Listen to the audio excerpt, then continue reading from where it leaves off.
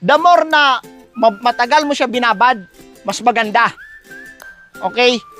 Hindi yung nagmamadali ka, 2 days pa lang, tinanggal mo na, pero di mo naman pala gagamitin, hindi ka naman pala magtatanim. Hayaan mo lang siya nakababa dyan, mas maganda yon. Okay? Walang expiry date yan, di yan babaho. Pag mayroong calcinate, pero pag tubig lang linigay mo, babaho yan. Bukas pa lang, mabaho na. So, the way na pagpiga, normal lang, ganyan lang. Okay? Yan. Tapos, ito yung gagamitin natin mamaya. Maglalagay tayo ng Cocopit doon sa baso. Huwag nyo na tutuyuin to. Ito na yon mismo, direkta na. Yan. Ito lang preparation yan. Pagkatapos mo i-buffer, ganyan lang gagawin.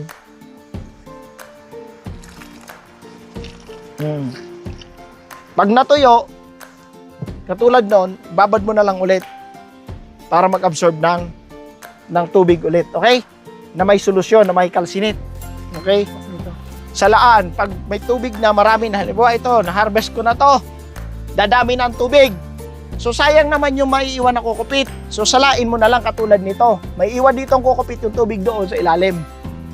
Okay? Kasi dadami ang tubig nito eh. Itong pinagpigaan nyo, huwag nyo nang gagamitin ulit. Di na pwede ulitin. So, pandilig na to. Tama si Arlan, pinadidilig nyo lang sa mga tanim.